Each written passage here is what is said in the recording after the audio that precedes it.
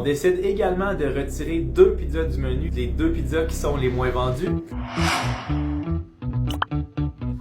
Il est 7h45, la journée commence avec un bon café et avec un Google Meet avec Benoît qui est président et copropriétaire avec nous de Topla. Par la suite, je me change pour aller au gym, mais avant ça, je vais faire un Google Meet rapide avec Élise, qui est la conjointe de Benoît, la directrice marketing de Topla et qui est copropriétaire avec nous et Benoît dans Topla. Lors de ce meeting, on discute de plein de trucs marketing, mais ce qui est vraiment spécial, c'est que ces campagnes qu'elle a créées, ces campagnes de publicité, performent beaucoup mieux que celles de Salvatore. Et ce qu'il faut savoir, c'est que chez Pizza Salvatore, on a dépensé des dizaines de milliers de dollars avec des grosses firmes marketing pour optimiser nos campagnes. Et Élise, qui a jamais fait ça de sa vie, a des résultats qui sont supérieurs à ceux de Pizza Salvatore.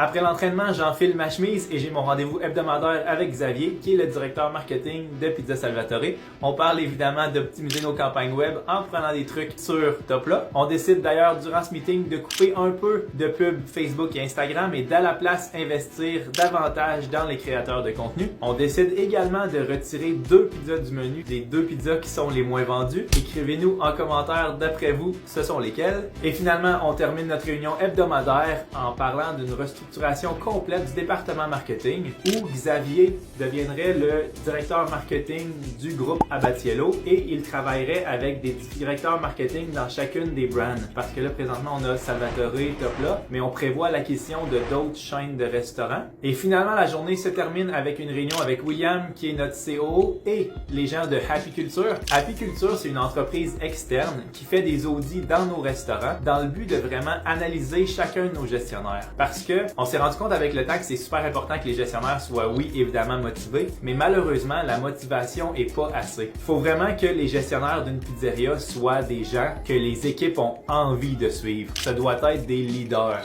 Et Apiculture va vraiment aller dans nos pizzerias pour faire des audits des restaurants pour s'assurer que ce soit les bonnes personnes qui sont en place. On a donc confirmé à Apiculture qu'on renouvelait notre partenariat avec eux.